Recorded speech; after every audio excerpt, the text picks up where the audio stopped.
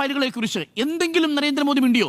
നാണക്കേടായി നിൽക്കുകയല്ലേ? കുപ്രസിദ്ധ ലൈംഗിക കുറ്റവാളി 36-ലധികം വരുന്ന പ്രായപൂർത്തിയായ പെൺകുട്ടികളെ ലൈംഗിക വൃത്തിക്ക് ഉപയോഗിച്ചു എന്നതിന്റെ പേരിലും അതിലധികം പെൺകുട്ടികളെ പ്രമുഖർക്ക് കാഴ്ചവെച്ചു എന്നതിന്റെ പേരിലും ലൈംഗിക കുറ്റവാളിയായി 2019 വരെ ജയിലിലടച്ച് ഒടുവിൽ ആത്മഹത്യ ചെയ്ത് ദുരൂഹമായിട്ട് കൊല്ലപ്പെട്ട ഈ ജെഫ്രി എപ്സ്റ്റീന്റെ ഫയലുകളിൽ നമ്മുടെ പ്രധാനമന്ത്രിയുടെ പേരെങ്ങനെ വന്നു? പ്രിയപ്പെട്ട പ്രേക്ഷകരെ, ഞാൻ പറഞ്ഞു തരാം എങ്ങനെയാണ് ഈ ജെഫ്രി എപ്സ്റ്റീനെ മായിട്ട് നരേന്ദ്രമോദിയും ട്രംപും തമ്മിൽ ബന്ധപ്പെട്ടിരിക്കുന്നത്. ഒരു വിഷ്യസ് ട്രയാങ്കിൾ ഉണ്ട്. ട്രയാങ്കിൾ എന്ന് പറഞ്ഞപ്പോൾ അതിൽ അനംബാനിയുടെ പേരും കൂടി ചേർക്കണം, എങ്കിലാണ് ആ ബന്ധത്തിന്റെ ചിത്രം വ്യക്തമാവുക. ഒറ്റ ഉദാഹരണം ഞാൻ പറയാം. 2017 ജൂലൈ മാസത്തിൽ ഈ നമ്മുടെ നരേന്ദ്രമോദി ഇസ്രായേൽ സന്ദർശനം നടത്തിയതാണല്ലോ ആദ്യം പുറത്തു വന്നത്. അതുമാത്രമല്ല, നരേന്ദ്രമോദിയുമായി ഡൊണാൾഡ് ട്രംപുമായിട്ടുള്ള സൗഹൃദം, മൈ ഫ്രണ്ട് എന്ന് വിളിക്കത്തക്ക രീതിയിലുള്ള സൗഹൃദം എങ്ങനെ വളർന്നു എന്നുള്ളതിനെ കുറിച്ച് കൂടിയുള്ള ഡീറ്റെയിലിംഗ് ഈ ഫയലുകളിൽ ഉണ്ടെന്നാണ് മനസ്സിലാക്കുന്നത്. എങ്ങനെയാ ബന്ധപ്പെടുന്നത്? അനിൽ അംബാനി മോദിക്ക് വേണ്ടിയിട്ട് എപ്സ്റ്റീനുമായിട്ട് ബന്ധപ്പെടുന്നു.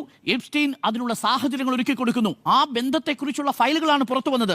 ഒരൊറ്റ ഉദാഹരണം മാത്രം പറയാം. ഇസ്രായേൽ സന്ദർശനവുമായി ബന്ധപ്പെട്ട ഉദാഹരണമാണ്. 2017 മാർച്ച് മാസത്തിൽ അംബാനിയോട് എപ്സ്റ്റീൻ ചില കാര്യങ്ങൾ ചോദിക്കുന്നു. ആ ചോദ്യങ്ങൾ ചോദിക്കുമ്പോൾ മോദി ഇസ്രായേൽ സന്ദർശിക്കും എന്നൊരു മറുപടി അനിൽ അംബാനി എപ്സ്റ്റീന് വേണ്ടി നൽകുന്നു. എപ്സ്റ്റീൻ അത് അമേരിക്കയെ അറിയിക്കുന്നു.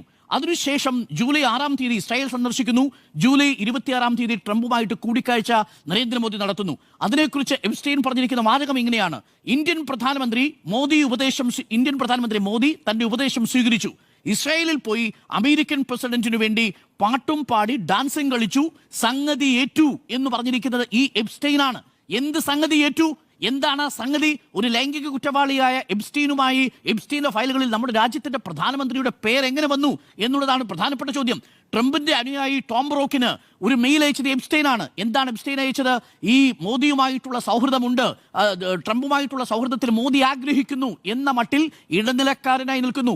ഇന്ത്യൻ പ്രധാനമന്ത്രിക്ക് അമേരിക്കൻ പ്രസിഡന്റിന്റെ സൗഹൃദം വേണമെങ്കിൽ എപ്സ്റ്റീൻ എന്ന് പറയുന്ന ലൈംഗിക കുറ്റവാളിയുടെ ഇടനില വേണമോ എന്ന ചോദ്യം പ്രസക്തമാണ്. അതിന് പ്രധാനമന്ത്രി മറുപടി നൽകണ്ടേ? ഈ നിമിഷം വരെയും പ്രധാനമന്ത്രി മറുപടി നൽകിയില്ല. അതിനെ പ്രതിരോധിക്കാൻ വേണ്ടി എഡ്യൂനയുടെയും നെഹ്റുവിന്റെയും പഴയ പുസ്തകം എടുത്തുകൊണ്ടുവന്ന് പാളീസാവുന്ന കാഴ്ചയാണ് നമ്മൾ കണ്ടത്. ചുരുക്കം പറഞ്ഞാൽ കഴിഞ്ഞ 12 വർഷത്തിൽ ഇതാദ്യമായി നരേന്ദ്രമോദി ലോക്സഭയിൽ പ്രസംഗിക്കാനാവാതെ, രാജ്യസഭയിൽ ഉയർത്തിയ ചോദ്യങ്ങൾക്കൊന്നും മറുപടിയില്ലാതെ എല്ലാ ആയുധങ്ങളും നഷ്ടപ്പെട്ടു നിൽക്കുന്ന പോരാളിയായി തീർന്നിരിക്കുന്നു എന്നുള്ളതാണ്. ഇതാദ്യമായി കരുത്തുറ്റ പ്രതിപക്ഷത്തിന്റെ കരുത്തറിഞ്ഞിരിക്കുന്നു പ്രധാനമന്ത്രി നരേന്ദ്രമോദി.